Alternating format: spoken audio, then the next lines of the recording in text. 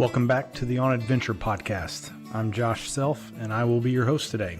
My guest today is Roy Malone. This was really an epic conversation. Roy was introduced to me by another previous guest. You may see a common thread there, as adventurer begets adventurer. And so Roy is good friends with Scott Hansen, and they've done some trips together. But Roy's specialty is around adventure racing. It's part endurance, part team sport, and you'll find out if you haven't seen much about these events that it's pretty intense. You definitely cannot get off the couch and go straight into an adventure race. They're at some of the most remote spots around the globe that are very, very lightly trafficked, if at all, with human population. And so Roy does a great job of describing what it takes to not only survive those races, but to compete and challenge for the podium, which he has done on many occasions over the last 24 years of doing these races. We also talk about a new company that he's created around bringing this more to the modern everyday explorer that maybe doesn't want to race, but still wants to experience the world in a new and different way through challenging circumstances and situations. Sounds very cool.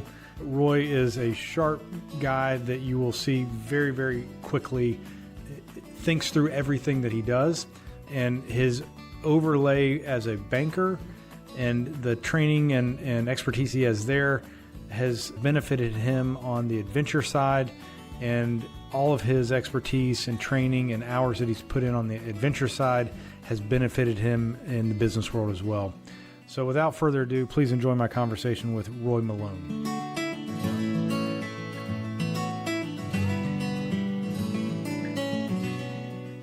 Well, Roy Malone, welcome to the On Adventure podcast. And I'm super excited to have you on here. You come very highly recommended. And I'll let you go into the story, but you're pretty good friends with previous guest Scott Hansen. Is that correct? I am. Yeah, very good friends with him. Cool. Well, let's start by just telling folks who you are, where are you located, and what do you do for your day job? Sure. Well, first of all, Josh, thank you very much. I'm looking forward to the conversation. And Scott said he had a great time speaking with you. And Scott's a good friend of mine, an adventure partner. We've been training together, and our families have been friends for many, many years. So my name is Roy Malone. I live in Northern California, kind of halfway between Sacramento and Lake Tahoe in the foothills. So a beautiful area to train and enjoy the outdoors. I'm married. I've got 4 kids.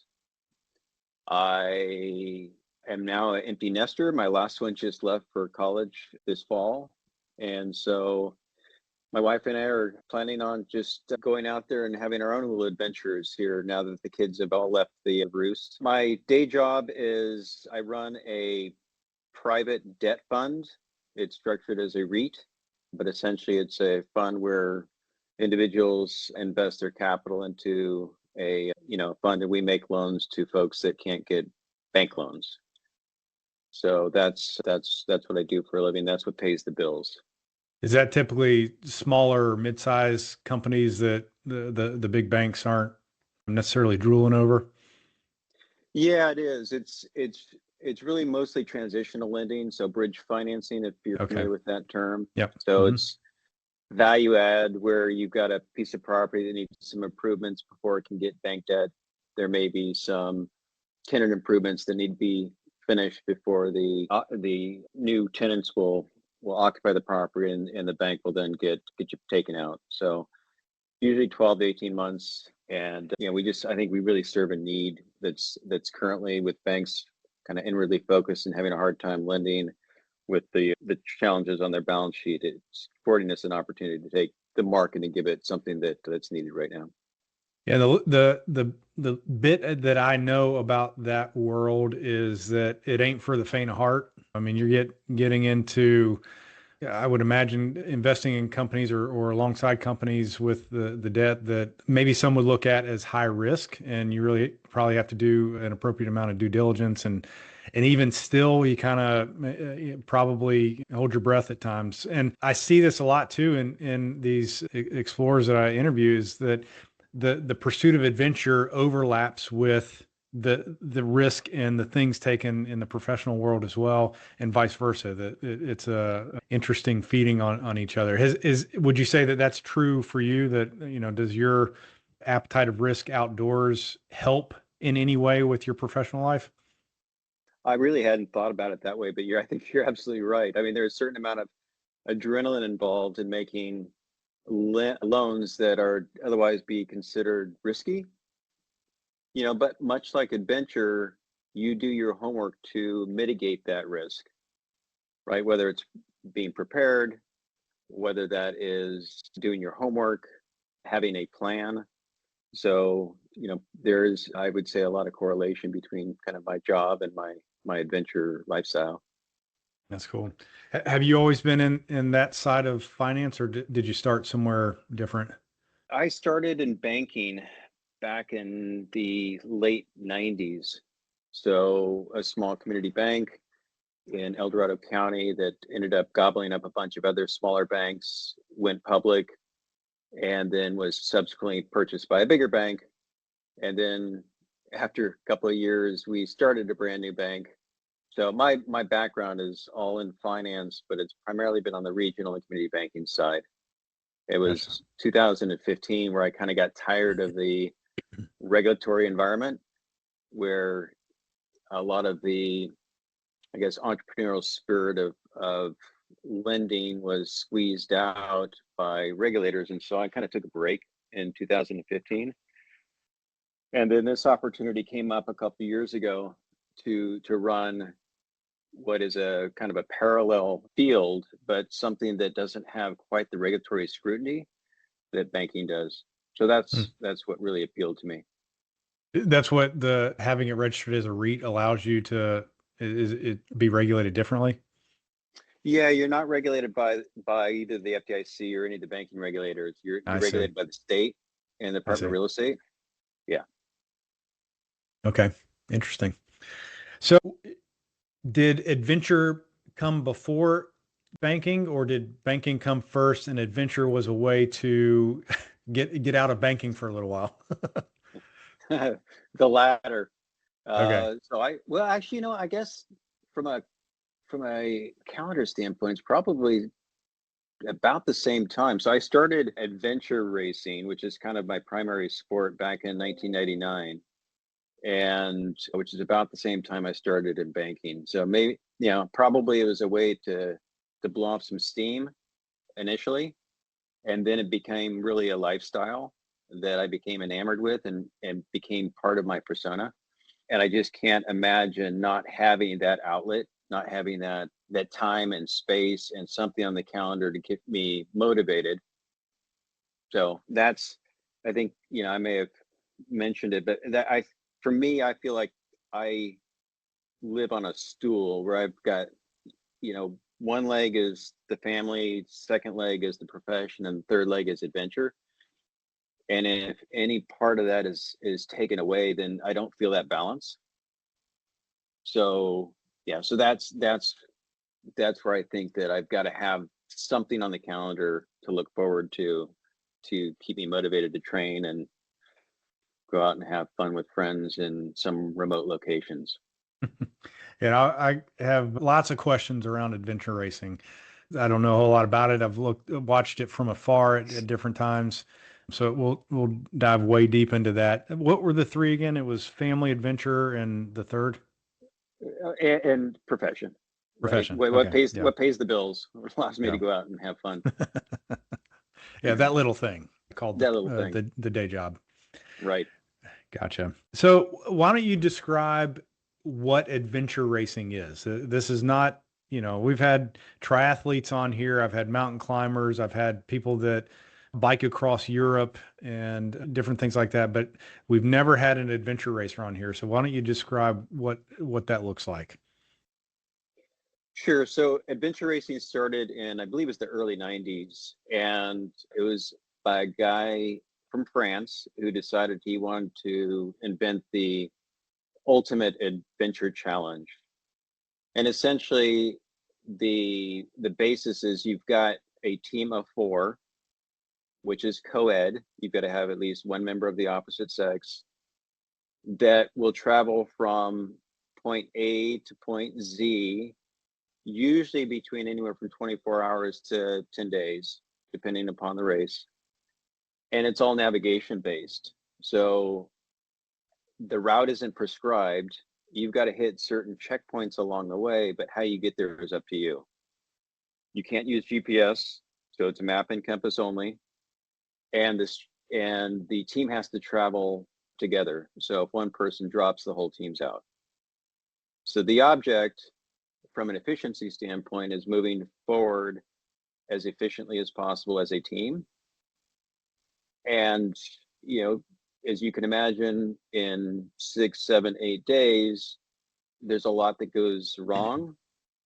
And how you overcome those obstacles is really how you perform.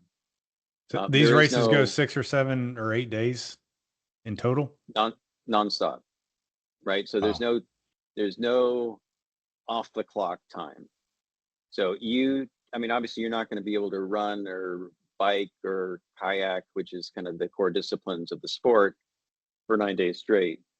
So you've got to decide tactically when you sleep, how long you sleep, where you sleep. And that's just part of the tactics and the strategy, which for me is, I think, a real compelling advantage of the sport, or I guess appeal to the sport, and that it's not just physical. There is a lot of strategy that goes into it, and a lot of kind of, especially with the navigation, a lot of tactics. When do you go up and over the mountain? Do you go around the mountain? Based on the topo lines, can you get up this canyon, or are you going to have to be forced to go around it? So anyway, as a team, you get to make those decisions, and you're relying upon the rest of your group to help overcome. In the span of 9 days, there's gonna be a point in which everybody feels really, really bad, really low, and it's up to the team that you pick to get you picked back up and keep you going. And that may be as simple as grabbing your backpack or talking to you when no one's spoken a word for the last 3 hours because they're all in their own pain caves. It's just all these little dynamics that go on in the span of anywhere from 5 to 6, 7, 8, 9 days. That it's an interesting microcosm of human dynamics. And yeah, so many questions. So 8 or 9 days, I can only begin to imagine the emotional and not only physical roller coaster, but the emotional roller coaster that each person goes on. And then to overlap that with 3 other people, it's one thing to do a really hard thing on your own, but to have to manage interpersonal dynamics along the way, that adds a very high degree of difficulty. So I would imagine you choose your team well. Do you kind of keep the same team members, or have you rotated through different people? Yeah, you obviously the key is to find kindred spirits, if you will. It takes a while. I mean, we've all got our personas, but you find someone's true identity after 35 hours of non-stop running with no sleep, and you're in the middle of the night, you've just taken a wrong turn and you've gone in the wrong direction for an hour, and you tell the team that, hey, we've got to turn around and backtrack for an hour. Someone's true character shows Yeah. when that All the conversation masks is come had. off and you see exactly who they are. That's exactly right. Yeah. So, I mean, it takes a while. I mean, I've been doing it now for 24 years. And so I've got a core, our team is 7 folks that I've raced with for many, many years, but between family and jobs and injuries and all that kind of stuff, we're always mixing and matching. So it's not always necessarily the same 4 that goes to each of these races, but it's kind of the 7, 4 of us have an opportunity to go out and explore some really cool places in the world. Yeah. So I want to put a bookmark there on the actual events and come back to that and really get some detail from you on where you've done this, what the courses look like, and the experience. But one of the things I jumped over that you said early on, you're married, and how long have you been married? As of last week, we've been married for 32 years. Okay, 32 years, four Yeah, kids. 4 kids. And you have done these races, which you don't do off the couch. I mean, there's an element of investment in that, and you've done it for over 20 years. So, talk to me a little bit about how have you pulled that off while a very significant, demanding career and staying married and engaged in your family and raising four kids. How have you done all that? Ooh, early mornings and late nights. I mean, it is a balance, but I think when you find something that truly motivates you and drives you, you can find the time to fit it in. I mean, I've got an incredibly supportive wife. Without that, it'd be impossible. My kids have all, I don't, my oldest is now 28. And so she was probably 3 or 4 when I started, spending some significant time racing. Mhm. And so they've only known me kind of in that role, I or, see. as a, someone who's going to leave for a couple weeks to go race in some part of the world. So I consider them part of the team, right? Without their support, I'd have a real hard time going out there and doing it, because it really is kind of it's a selfish endeavor, right? I mean, you're taking time away from your family, you're taking time away from your job, but it's fulfilling, at least for me, something that I can't get, necessarily anywhere else. And so I'm super appreciative of their support of the years, and I certainly couldn't have done it without them. What is that thing that you get from it that you can't get from somewhere else? Well, that's an interesting question. First off, it's an amazing way to see the world. It's culture, it's people, the incredible generosity you get when you're out in the middle of the wilderness and you come across a family, their offer to let you sleep in their house. It's Wow. just unlike anything you can imagine. I mean,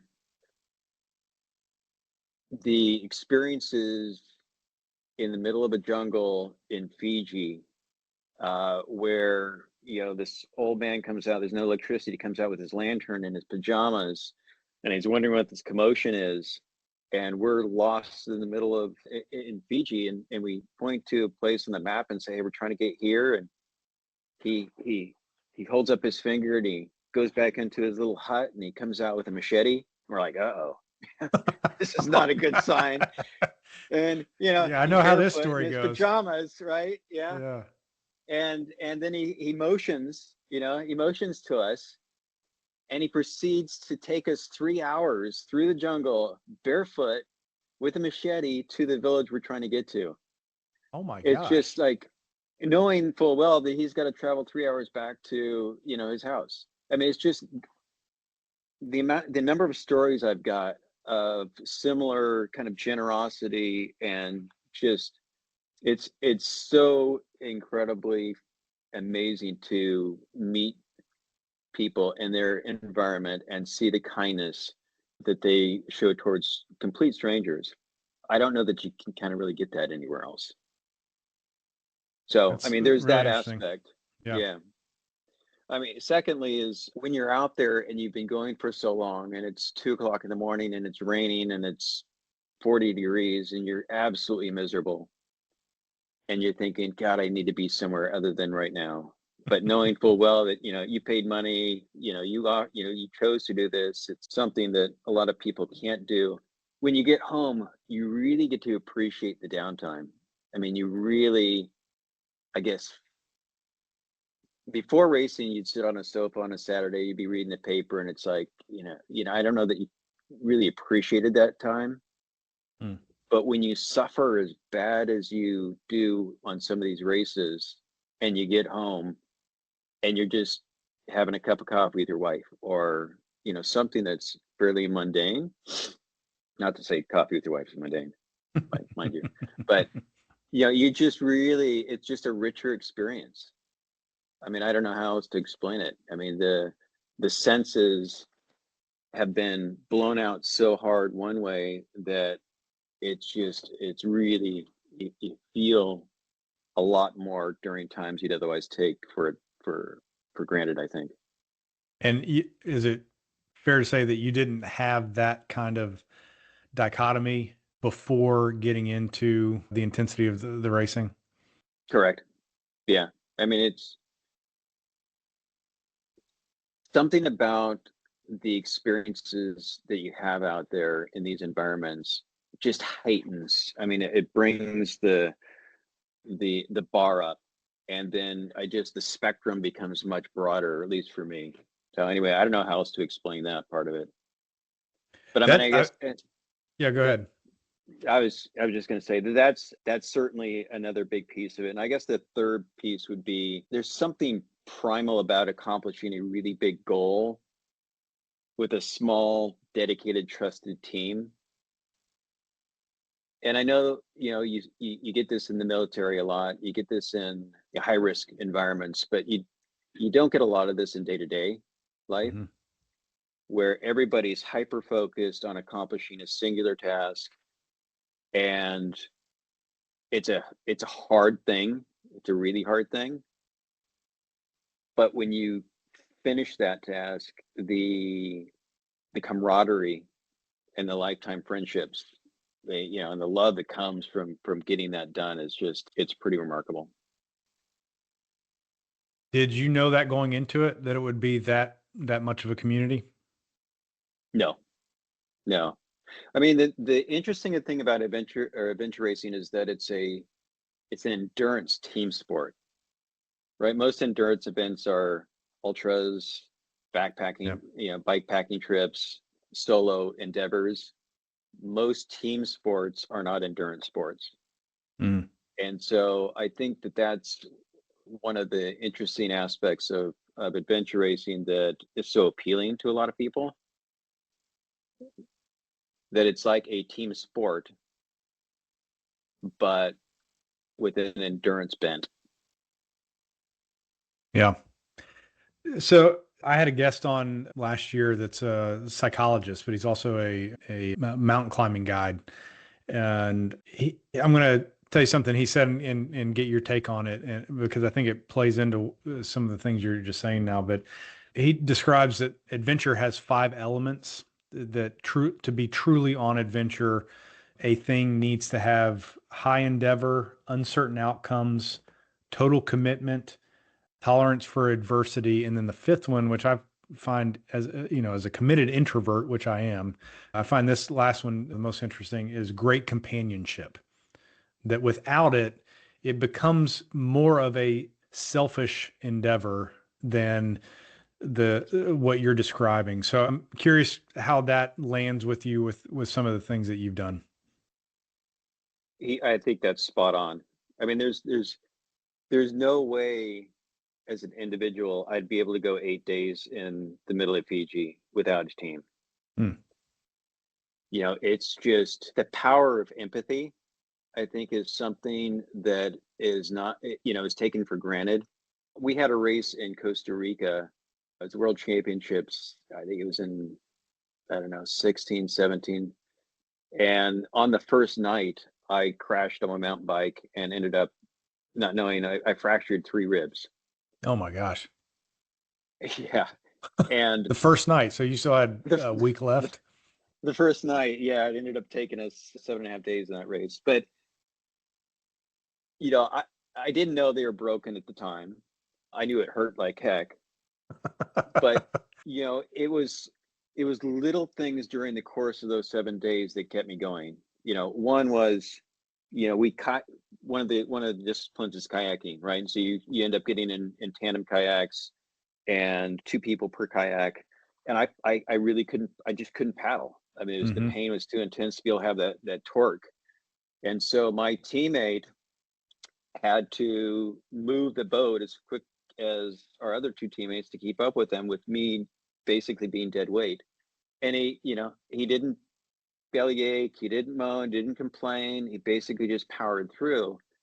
And, as someone who's receiving that help, it's so nice to know that you've got your teammates got your back and he's not making you feel bad about it. Right. Yeah.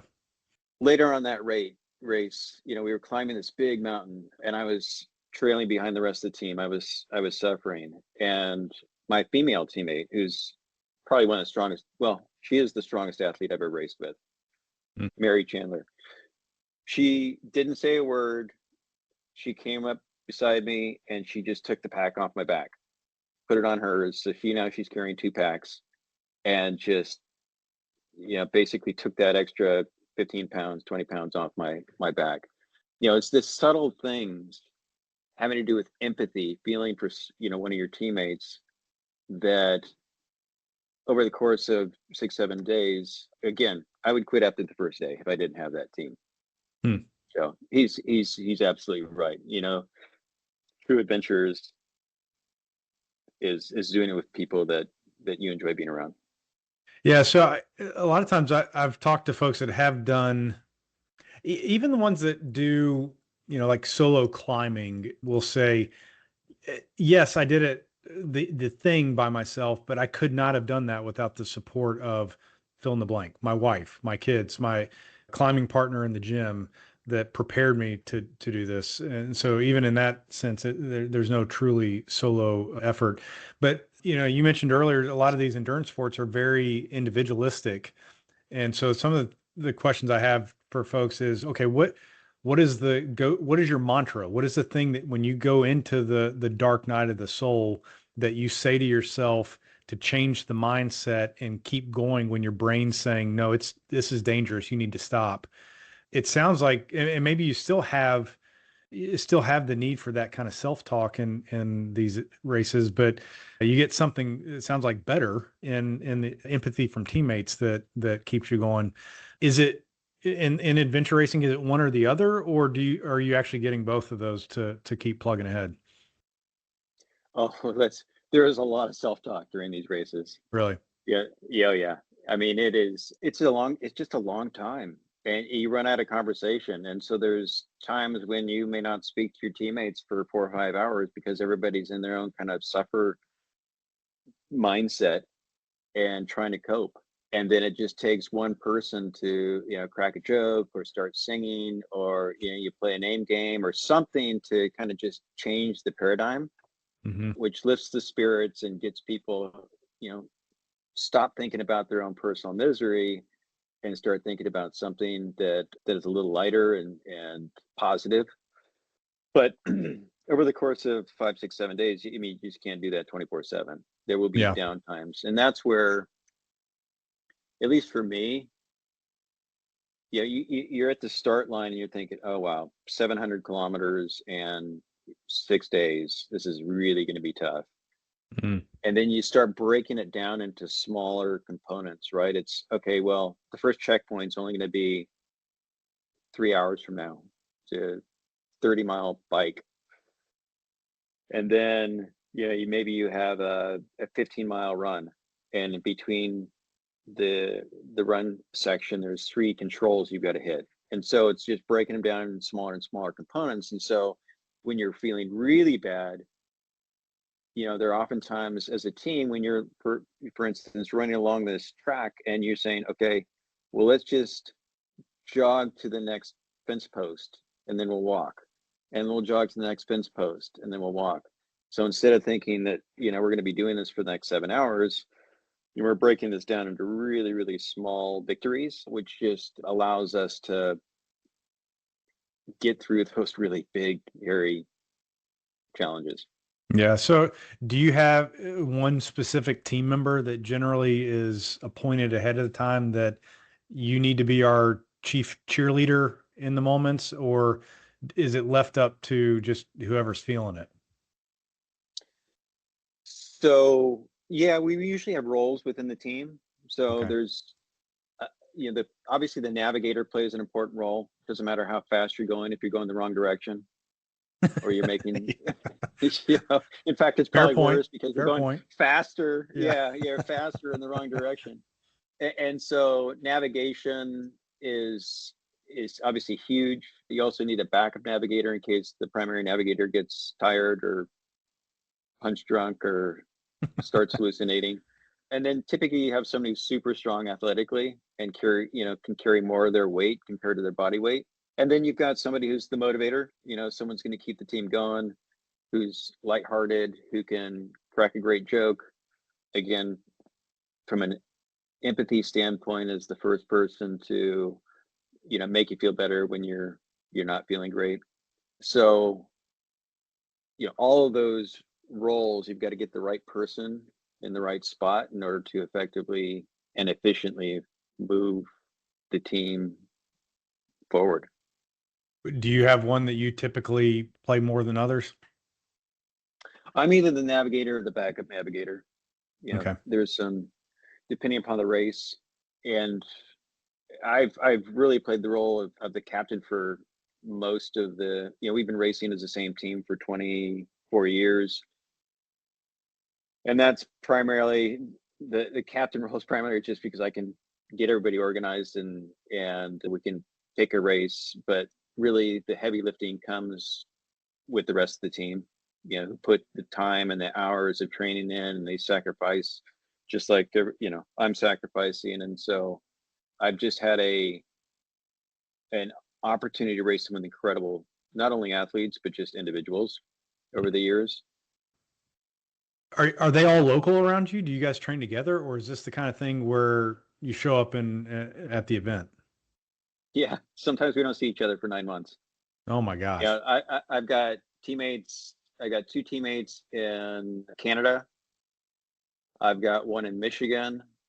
I've got one in Virginia. I've got one in Oregon.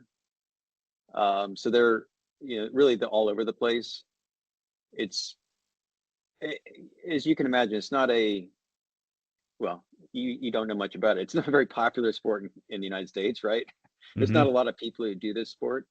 Yeah. Internationally, it's much more popular, and internationally there are sponsored teams, and they're bankrolled by companies, and they're part military Green Beret type athletes, and so it's fun to go out and compete internationally against these professional teams and do quite well. And if it were just physical, we wouldn't do well. But because a lot of it has to do with experience and tactics and map reading, we were able to hold our own. Yes, and I would imagine being the navigator, like a lot tilts on whether you're good at that or not. And so, have you always been good at map reading and orienteering and that kind of thing? Did that, where does that come from? Or did you just learn it as you went? Yeah, I mean, the navigator is probably the most critical role in the whole team. My my background is not navigation. I've spent really the last 6 7 years trying to get super good at it. There's a lot of orienteering races, kind of where in Northern California where we live, that are 4 to 6 hours long. You get as many controls as you can in that 4 to 6 hours, and it's just a great way to hone your skill and your craft.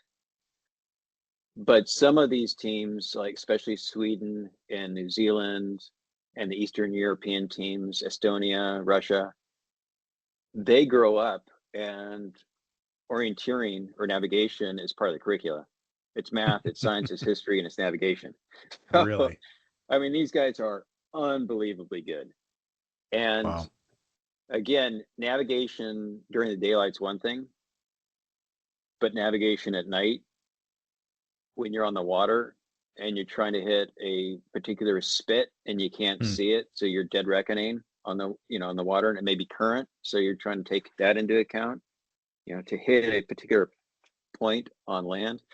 It's really, really hard. And that's why you need to have a backup navigator as well, because after 20, 30 hours of being in the map, you Just I need a mean, brain break or something like that. yeah, I mean, Yeah. the energy, the sucrose needed to generate kind of that synapse, whatever it's going on in your brain to Hmm. keep you on map, really does weird things to you from a psychological standpoint, from a hallucination standpoint. And so you've got to have somebody that can take control of the map once, you start making bad decisions. Is hallucinating table stakes in these races? Like, is that pretty guaranteed? It is. Is it It really? is. Yeah, I mean, we tend to average about an hour a day of sleep. And so after a couple of days, especially the witching hour is usually between like 4 and 5:30 in the morning, you start seeing some really, really interesting things. And I had All right, give me some examples.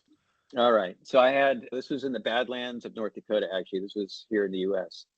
I have a really good teammate used to race with us called Walter. He's from Australia, and I'll do an Australian accent really bad, but we're in the middle of the Badlands. It's super hot. We've been going for 5 days, and I see him bend over, and he's got his hand out, and he's pushing it forward like he's depositing a coin in a slot machine. I'm all, hey Walt, what you doing? He's all, I'm getting a soda, mate. You want one? I mean, we're in the middle of nowhere, right? This is the desert, and he thought he saw a vending machine, and he's Oh my putting God. a coin in it to try and get some soda. But yeah, it's just weird things that kind of pop out of nowhere when you are sleep deprived. That looking back on them, they sound hilarious, but in the heat of the moment, it feels real. It Hmm. feels like there is a vending machine right in front of you, and you're interacting with it. Have you ever, has it ever been like deceased family members or people that show up that, do you have conversations with them, or is it just kind of you see it and at some point your brain kicks in that that's not real? Thankfully, no. I think that would freak me out. Yeah. Yeah, no, it's usually, I mean, it's just weird stuff. It's like a 40-foot tall pink bunny in the middle of Telluride. And it's like, what? That's You see terrifying. it, but yeah, I mean, you see it, but you're like, there's no, I mean, your brain is like debating, is it real? It can't be real. It's not real. You just see, so it's just this weird space you're in. But fortunately, no, I haven't seen any of my deceased relatives. I think that would be scary. That would be, yeah. I just interviewed a gal that completed through hiking the Appalachian Trail, and she was trying to break the female self-supported record. She missed it by just a couple days, but she said by the time she got to the end of it, she was seeing the Dementors from Harry Potter, like those little spirit Yeah. things that float around, and she could swore that they were following her on the trail. So, Yeah, it's weird what your brain will do. It's yeah. the creativity that comes up with when it's unfettered is amazing.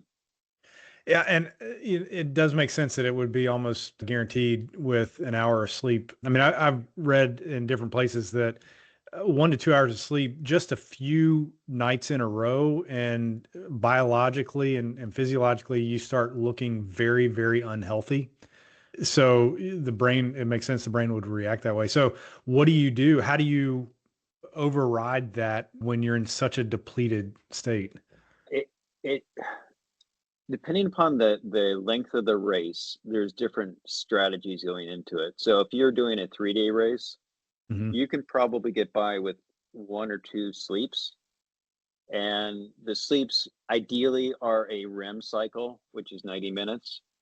And so when we go down, we try and go down for increments of 90 minutes to get that full cycle. When you're going for 7 days or so, you try and get in a longer sleep, two REM cycles I at see. some point, a couple of times during the race. But it actually is amazing what a 15-minute cat nap can do to you when you've slowed down so much because everybody's kind of comatose and you go down for 15 minutes. It's actually remarkably refreshing how much that resuscitates you. Not in the Wow. long term, but to Yeah. get up and going get up and go for another 4 or 5 hours if you're close to the finish line makes a lot of sense to hit that 15 minutes. Have you become a student of like nutrition and the way the body works and the way the brain works to try to utilize that in these races? Is that something that you've tried to learn more about as you've gotten deeper into the racing? Yeah, I've tried to. You find that you can go for 6 hours, 12 hours on goos and bars and whatnot, but the body really starts craving real food after about 24. And if you try and do a multi-day race with just the goos and whatnot, most bodies will kind of revolt and will not, it'll be hard to get that down.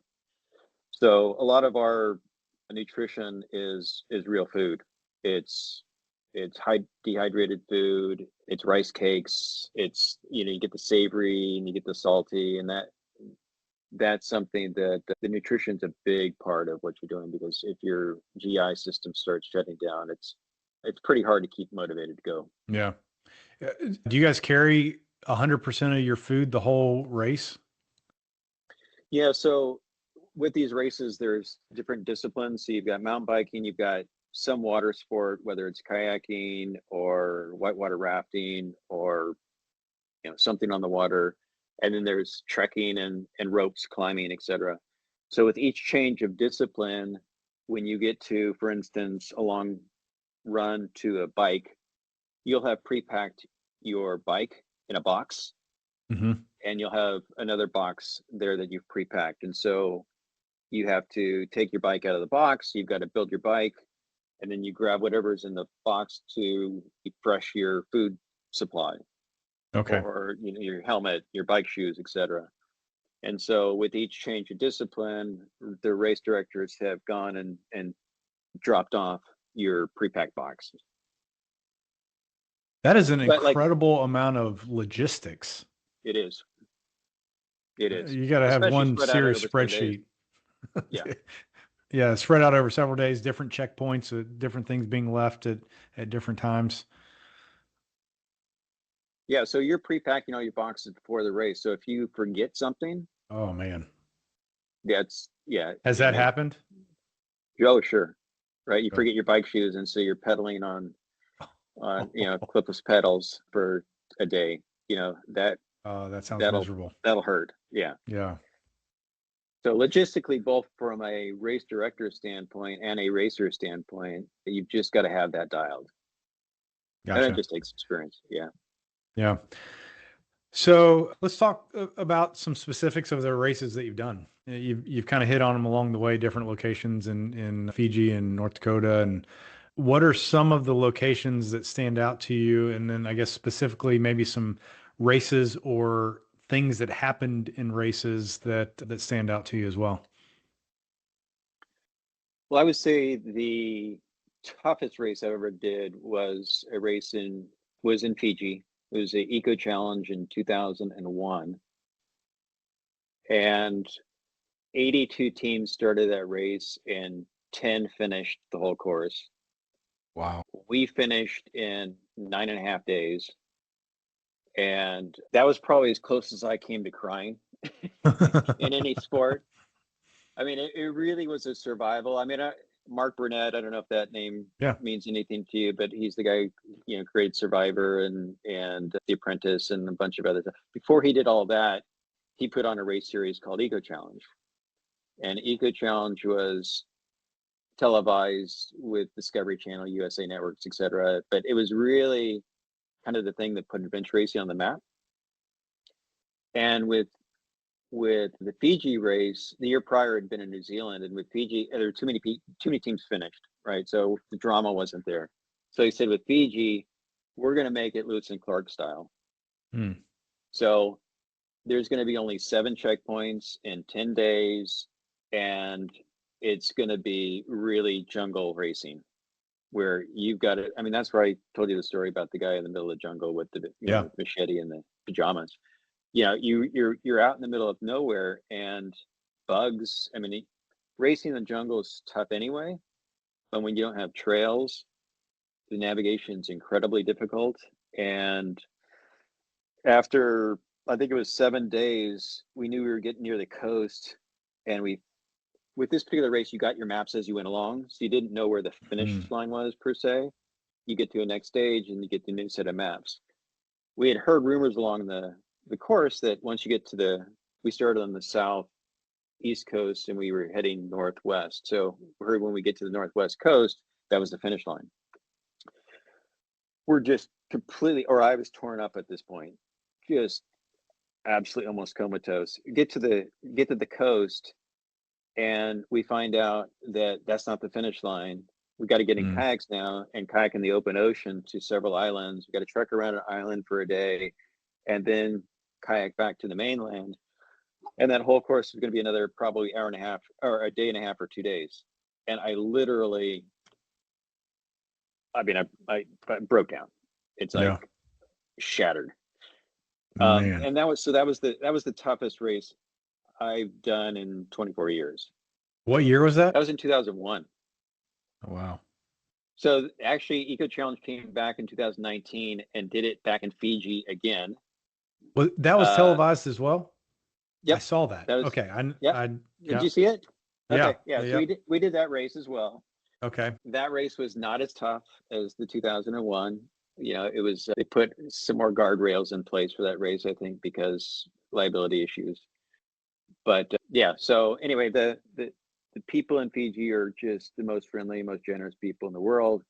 Just an incredible experience. But that was definitely my toughest. But the other notable races I would say would be Tasmania is an incredible island off the south of Australia. If you ever get a chance to go there, I highly recommend it. Really wild. The ecosystem there is very diverse.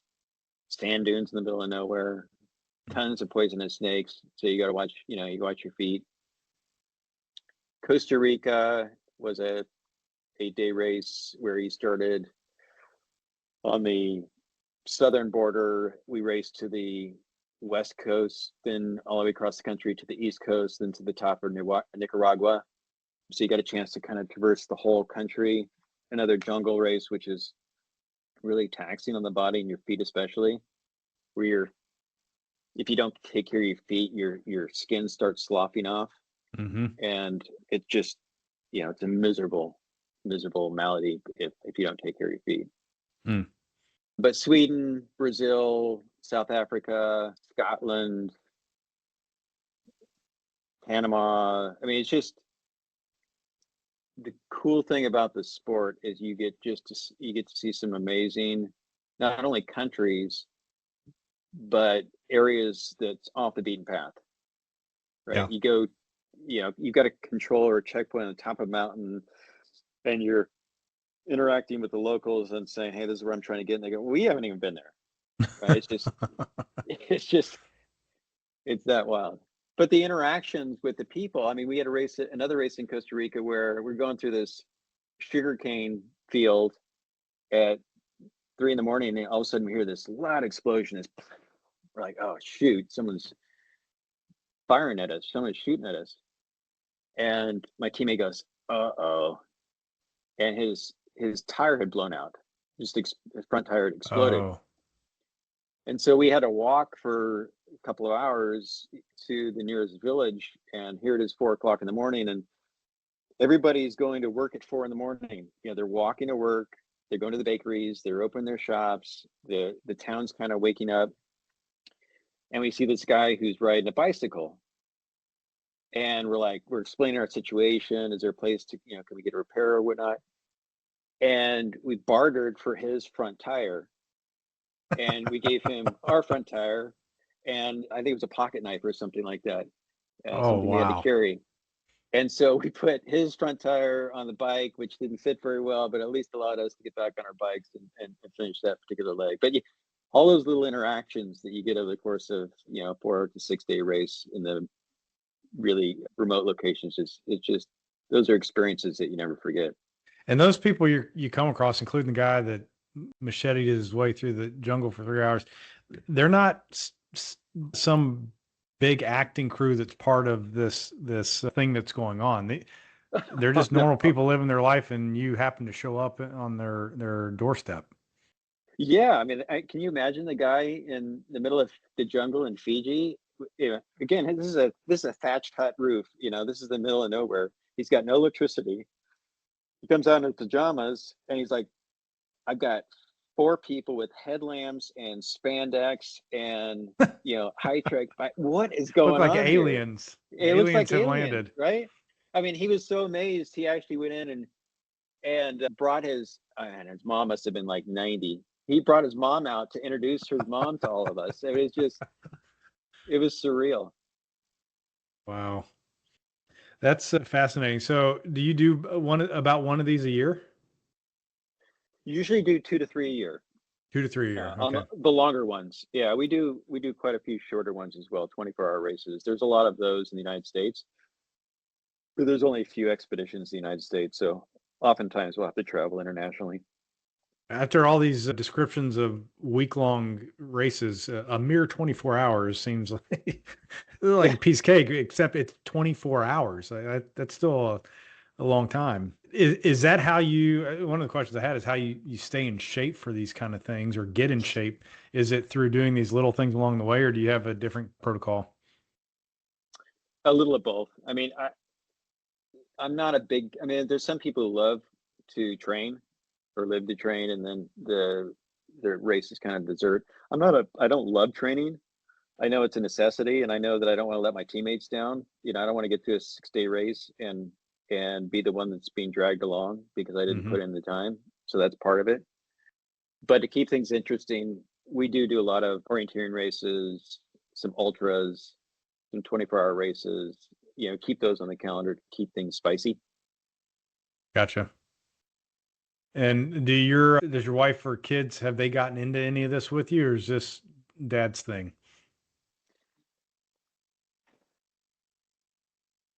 So I did my first 24-hour race with my son last summer, and Okay. that was an amazing experience. I enjoyed it thoroughly. After the race, I asked him how he liked it. Yeah. It was one of those. I think I'm done, Dad. This is your thing. Yeah. Um, Okay. I don't know. It's interesting. The sport tends to attract folks that are, not the 20-year-olds. They're 30 or 40, and it may be something about the pain and suffering that you experience during the races that, as a young person,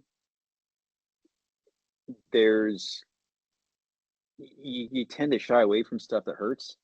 Hmm. I mean, I don't know if there's more perspective as you get older, that that's just part of life, and you can adapt to it more. But most of the elite racers in the sport are in their late 30s, maybe early 40s. Yeah, Well, I'm you mentioned fortunate that earlier my too. body's held up. How old are you? 58 today. 50. Oh, happy birthday. You're doing a Thank you. podcast on your birthday. That Hey, I'm honored. That's pretty cool. So if you've been doing this 24 years, you were not in your 20s when you got started. And where I'm going to ask you a question about you described a minute ago or early in the conversation that one of the things that keeps you coming back is knowing that the suffering leads to a reward, that there's something on the other side or multiple things on the other side that you benefit from. And maybe perhaps what you're recognizing or seeing, and tell me if you think this is off, but that there is a level of maturity that one has to get to believe that and then to act on it, to go into a race and knowing that the suffering is going to be really, really difficult. Are there any 20s or teens that do these races ever? there is a team right now out of New Zealand, and New Zealand's this weird culture of just incredible athletes, Yeah, it's and such a their spirit. small landmass It comparatively. is, but they are unbelievable adventure athletes. Wow. And they have a curriculum in their country that revolves around adventure racing, where their high schools all put together, each high school puts together a adventure club. And then once a year, each high school goes and competes on a 3-day event. And they Wow. have their marquee team go out there and compete against all the other high schools. So it's much like, football game or rugby game or Hmm. whatever, They're but doing adventure racing. they're doing adventure racing, right? And so at a very young age, they're exposed to the navigation, the tactics, the logistics, all this kind of stuff. And so, you know, we go out and we compete against them. But for the most part, most of them are older. Okay. Is it expensive to do these things? Maybe there's something to, you got to be a little more developed in a career to have the resources to do something like this. For sure. Yeah, for Yeah. sure. I mean, the United States, it's not a spectator friendly sport, and it's not a well-known sport. And so you don't have the corporate support that would allow for significant sponsorship. Overseas, it's a little different. It's a little more well known. There's some big name teams that are fully sponsored, but yeah, it's a labor of love and finances. And so yeah, there's a budget, and that's why we have 8 team members, because not everybody can do every single race, not I only see. time wise but also cost wise. Yeah, my day job is a financial planner. So one of my curiosities with these things is from a dollars and cents standpoint, how do you pull it off? And obviously, being married and with family, it's not only a time commitment, but it was a financial commitment that you agreed to with your wife early on. Has it just been one of those things that this is going to be a big rock we put in first, and make sure the resources are allocated to it? Yeah, I mean, I think we've all got our vices, and so I'm not a car collector, and I don't go out and drink at bars on the weekends. I mean, so I think at least for me, there's a personal bucket that I allocate towards those types of vices. Hmm. The vice that I enjoy, and at least that's how I work. And my wife's got her things, and Hmm. she spends her money on. So we've got this little piece of the budget that we allocate to the stuff Yeah. that we love doing.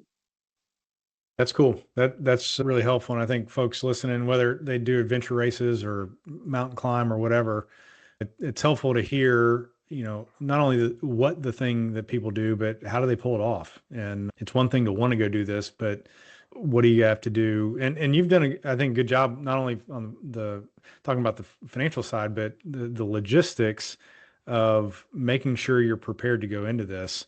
And it sounds like that's developed. It's not lost on me either that you're the same words you're using to describe what you do in the races overlays very, very nicely in your professional life, right? I mean, working with teammates and working through hard times, and having the empathy when they're at a down moment to rally everybody in the same direction. And as we said earlier, certainly the risk taking piece of it. So that's really interesting to me that you've got that close of a connection there between the two. I, Before we kind of wrap this up, I want to give you a chance to talk about your I don't know if it's your latest venture, but the company that you've created called TerraVenture, and tell us a little bit about what you're doing there. Yeah, so TerraVenture was an idea that I've had for, I don't know, probably 15 years now. And it's derived from the fact that, with the adventure racing, we have been exposed to just some incredible places in the world, some incredible people. And I truly believe that everybody has this personal Lewis and Clark need to go out there and explore, and to do something that's unknown, that's going to be filled with surprises. And you can only, I don't know, my feeling is you can accomplish that by getting out of your comfort zone in some place that's completely exotic. And Mm. so a teammate of mine created this company, but it's been a brainchild for 20 years. But we created this company that will essentially provide the venue for that. And that is, our first event is going to be in Colombia. It is a week-long event where the first couple, you go into a beautiful hotel, you're treated to a 5-star type of environment to start. And then you have 2 days of clinics, how to navigate, how to change a Okay. tire, how to kayak, how to rappel. And then after those clinics, you have 48 hours to do 100 miles in the jungle. Now, it's not just you, it's a team of 4, 3 of your closest, or 2 of your closest buddies, and then you get what we call a guia, which is a Colombian guide, although they're adventure racing guides.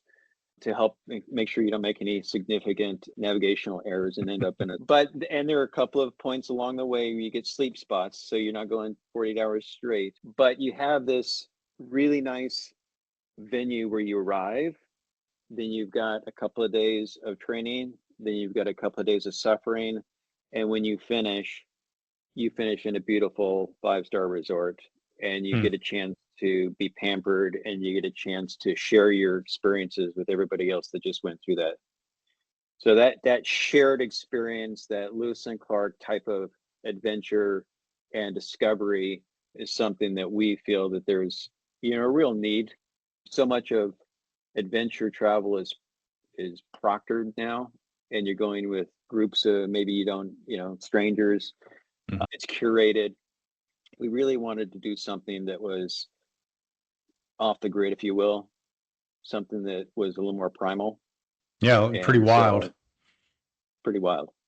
Yeah. So it's not for everybody, but we think that there's a cohort of folks that want that challenge. Do you think it'll be in Colombia each year, or are you going to try to find a different spot? Yeah, the beauty of having raced internationally for the last 24 years is that we have all these contacts with race directors throughout the world. Okay. Yeah. And so we are leveraging the folks that we know in the locations that we're going to be having these events really well. And they have their support, right? They know the EMS structure. They know where to get the best food, the best kind of hidden locations of their particular area. And so leveraging our contacts in each of those countries is going to be key to putting on just a terrific event. So you're putting down the racing bib to become, are you essentially the race director, or are you doing the race, the event with them? Oh, for this particular event, yes. No, we'll proctor it. We'll have some of my old teammates be the guides for the event, people that I trust and are good with keeping a team together, since a lot of our guests will be new to kind of this team endurance. I think there's some value in bringing some experience there, but by no means am I giving up my racing career. Okay. Our next race is in Morocco in April. So, that sounds cool. Yeah. Looking forward. How long do you think, or maybe you haven't thought about this, which I wouldn't blame you, but how long do you think you'll continue doing racing? Is there a plan 1.5 with it? Yeah. So when I started, I was in my early 30s, and I just got so addicted. And I'm thinking, oh God, just let me be in good enough shape to do this when I'm 40. Please let me be. And I got to 40, I'm like, oh, I feel great. Yeah. So please let me get to 50. Can I get to 50? Yeah. I get to 50 and I'm like, oh, my times are fantastic. Strava saying I'm still doing things as fast as I have been. Now I'm thinking, geez, let me get to 60. So I don't know. I think as long as I've been fortunate that my body's held up really well, and as long as I can stay competitive and be shooting, towards podium and the pointy end of the race, then I'll continue to do it. I don't think I want to continue racing competitively if I'm just doing it to suffer. There's got to be a motivation to perform well. What will you do to fill that space? Ooh, I haven't even thought of that, honestly, Josh. It's okay. Well, I'm sorry I brought it up. It scares the hell out of me to think. Yeah. I'm sure there will be, it'll be something off the grid. It'll be something remote, something wild. I don't see that ever changing, but it'll probably be with close friends, people that I enjoy spending time with. That would be my guess is how it would morph. It's all the same components of adventure, just painted on a different canvas, maybe. Yeah. That's pretty cool. Well, Roy, this has been fascinating to me, and as somebody that loves the outdoors, it's very intriguing. I don't know. I'm trying to picture myself doing something like this, and I don't know. It's very interesting, but the idea to see the world in a different, using this as the way to do it is really fascinating. But if people want to find more out about TerraVenture or find you online, what's the best way to do that? So our team site is bonesadventure.com. So our team name is Team Bones. And so That's a bonesadventure.com great has, name. yeah, thanks. Yeah, we like it. So we've on that site, we've got kind of really stories or videos of all the races we've done over the last 24 years. So there's some really great post-race stories to kind of share with anyone who's interested what it's like to experience 6 days or 7 days in Fiji. So that's one way. The other for TerraVenture, it's Terra TERRA hyphen venture VENTURE, and that has information on our first event, which is going to be in May in Colombia, and then subsequently, I think, spoiler alert, that our next event is going to be in Costa Rica. Oh, cool. That's not announced yet. It is now. But it is now. You heard it here first, Josh. All right. How many folks are you planning on taking on these things? We want to keep it fairly bespoke, so I think it's going to be 3 or 4 teams Okay. of 4 is kind of, I think, our ideal number. How in the world are you marketing this or finding people to do it? Well, there's going to be how much can I give away? There's going to be a fairly significant publication that's going to be having an article about the event here coming up here shortly. Yeah. And then obviously the typical social stuff that a lot of companies rely upon now, Instagram and X and Facebook and whatnot. My teammate just got back from Colombia yesterday. He spent a week there scouting the course and working through all logistics. That's cool. Pretty excited about it. Yeah. Can folks just search your name in any of the social apps and find you? Absolutely. Roy Malone, Malone. My email address, if anybody needs to reach out directly, is roy@roymalone.com. That's pretty straightforward. Pretty easy. All right, Roy, this has been great. I'm very, very grateful that you spent the time with me. I'm excited to get this posted and into the podcast universe. And, maybe in a year or two, I'll check back in with you and get an update on how everything's going. Please do, Josh. It was great to talk to you. And I'm looking forward to hearing about what you got on your calendar next.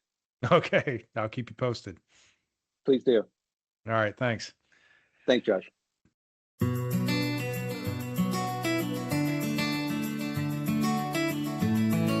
Okay.